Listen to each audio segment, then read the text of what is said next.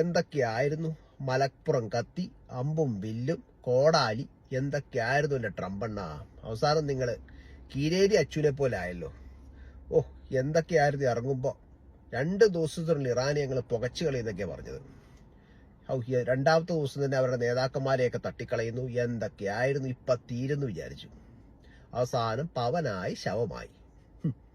നിങ്ങൾ സത്യം പറഞ്ഞാൽ ആരാധകരെ നിരാശപ്പെടുത്തി കേട്ടോ ട്രംപണ്ണ. ഇപ്പൊ ഇതിങ്ങനെ തീർന്നു കിട്ടാൻ വേണ്ടി നിങ്ങൾ ഇങ്ങനെ പ്രാർത്ഥിക്കാന്നാ കേട്ടത്. ഞാൻ പറയുമ്പോ ഈ ഗുസ്തിയിലൊക്കെ ഗുസ്തി പിടിക്കുമ്പോഴൊക്കെ നമ്മളെ കൈവെക്കൂലേ, ആരെങ്കിലും ഒന്ന് ജയിച്ചു ഇതങ്ങനെ ട്രംപിന്റെ കൈവെക്കി നിങ്ങൾ ജയിച്ചു എന്ന് ആരെങ്കിലും ഒക്കെ ഒന്ന് പറഞ്ഞായിരുന്നെങ്കിലേ പുള്ളി നിർത്തി അങ്ങ് പോയേനെ. ഇതിപ്പോ ആരും നിർത്തണമില്ല.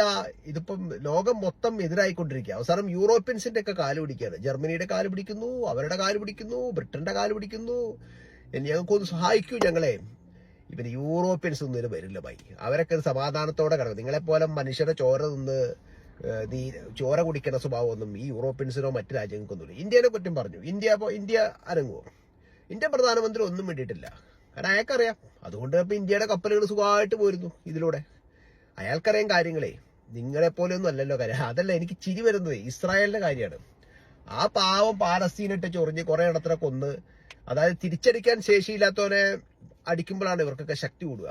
ആ പാവങ്ങളെ ഇട്ട് തട്ടിക്കളഞ്ഞ് തരികിട കളിച്ച് ഇവർ ഇറാന്റെ മേലിട്ട് ചൊറിയാൻ ചെന്നായിരുന്നെങ്കിൽ, ഞാൻ ആലോചിക്കുക, സാധാരണ നമ്മൾ ഈ അടി കൂടുമ്പോൾ പറയുള്ളൂ ഒറ്റയ്ക്കൊറ്റയ്ക്ക് വന്ന്. ഇറാൻ അതൊന്നും ഒരു വിഷയമല്ല. നിങ്ങളെല്ലാവരും കൂടി വന്നോ, എല്ലാവർക്കുള്ള സാറും ഞങ്ങളുടെ അടുത്തുണ്ടെന്ന് പറഞ്ഞേ. ഞങ്ങൾക്ക് അടി കിട്ടിയാലും ഞങ്ങൾ അടിച്ചുകൊണ്ടേയിരിക്കുകയാണ്. അപ്പോ അന്നെങ്ങാനും ഈ ഇസ്രായേൽ കയറിയിട്ട് ചൊറിഞ്ഞായിരുന്നെങ്കിൽ ഇന്ന് ഇസ്രായേൽ എന്ന രാജ്യം ഭൂപടത്തിലേ ഉണ്ടാവില്ല കേട്ടോ. അമ്മാതിരി പൂശ അവർ പൂശി കൊടുത്തേനെ. ഓ, എന്തൊരു പവർ. ഞാൻ എന്റെ പഴയ വീഡിയോ പറഞ്ഞു, ഇതൊക്കെ മിസൈൽ സിറ്റികൾ തന്നെ ഇവർക്കുണ്ട്. ഇവർക്ക് ഈ 16ാം ശക്തിയാണ് ഇവരെന്നൊക്കെ പറഞ്ഞു കഴിഞ്ഞാലും ഇവര് 16ാം ശക്തിയൊന്നുമല്ല. ഇവരുടെ അടുത്ത് നല്ല വെടിക്കോപ്പുണ്ട്. അല്ല, ഞാൻ ആലോചിക്കുക, എന്റെ ഇവരുടെ ആവശ്യമില്ലാത്തൊക്കെ എന്തായാലും എണ്ണമോഹം കൊണ്ട് എന്ന ട്രംപണ്ണന് ഇനിയിപ്പം സമാധാനമായി. ഇനി എന്തായാലും ചൊറിയും എന്ന് എനിക്ക് തോന്നുന്നില്ല. എന്തായാലും മിഡിൽ ഈസ്റ്റ് ലോക പോലീസിനൊക്കെ പിടിച്ച് കാവലിർത്തിയതാ. ഇനിയിപ്പോ മിഡിൽ ഈസ്റ്റ് രാജ്യങ്ങളിലെ ഇപ്പൊ തള്ളി പറഞ്ഞു തുടങ്ങും.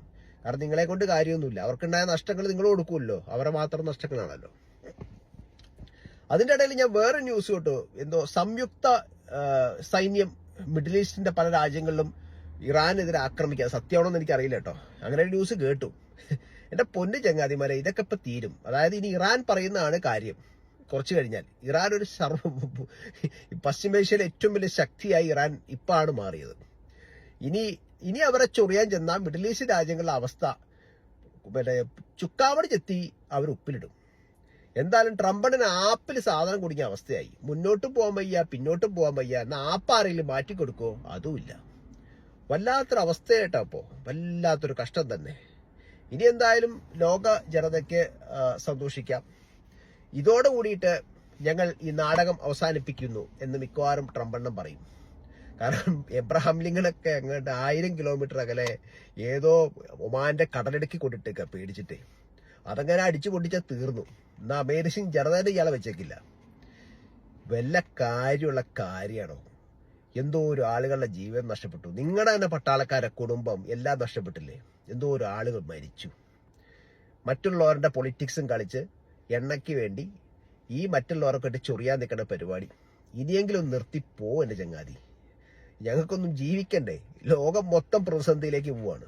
ഇതിപ്പം മിഡിൽ ഈസ്റ്റ് മാത്രമൊന്നുമല്ല, ലോകം മൊത്തം പ്രതിസന്ധിയാണ്. ഏറ്റവും കൂടുതൽ നട്ടലൊടിക്കുന്ന മിഡിൽ ഈസ്റ്റ് രാജ്യങ്ങളുടെയാണ്. ഇനിയിപ്പോ ഇറാൻ അങ്ങ് പറയും, അത് മൊത്തം ഇവർ കേൾക്കേണ്ടി വരും. ഇത്രയും കാലം ഇറാൻ അവരുടെ ശക്തി എന്താന്ന്, ആനയുടെ ശക്തി എന്ന് ഇവർക്ക് മനസ്സിലായിട്ടില്ല. 31 കമാൻഡിങ് ഗ്രൂപ്പുകൾ കൺട്രോൾ ചെയ്യുന്ന ഇറാൻ ആർമിയാണ്. ഇവർ വിചാരിച്ച നേതാവിനെ അങ്ങ് തീർത്ത ഇപ്പം അങ്ങ് തീരുന്നു. ഇപ്പൊ ഇറാനിന് അറിയില്ല എവിടെ നിന്നൊക്കെ ആർക്കൊക്കെ മിസൈൽ പോണേന്ന്. ആ അവസ്ഥയിലേക്കാണ് പോകുന്നത്. നിർത്താൻ പറഞ്ഞ് നിർത്തണ്ടേ? ഇനി ട്രംപ് ഒന്ന് പിന്മാറിക്കഴിഞ്ഞാൽ ചിലപ്പോൾ രക്ഷപ്പെടുമായിരിക്കും. എന്തായാലും തീരട്ടെ. എന്തായാലും ഇപ്പൊ തീരാറായി. ഇനിയിപ്പോ ഒരാഴ്ച കൂടി കഴിഞ്ഞാൽ അമേരിക്ക കെട്ടിമടക്കി പോകും. അതോടുകൂടിയിട്ട് അവസാനിക്കുമെന്ന് നമുക്ക് പ്രതീക്ഷിക്കാം.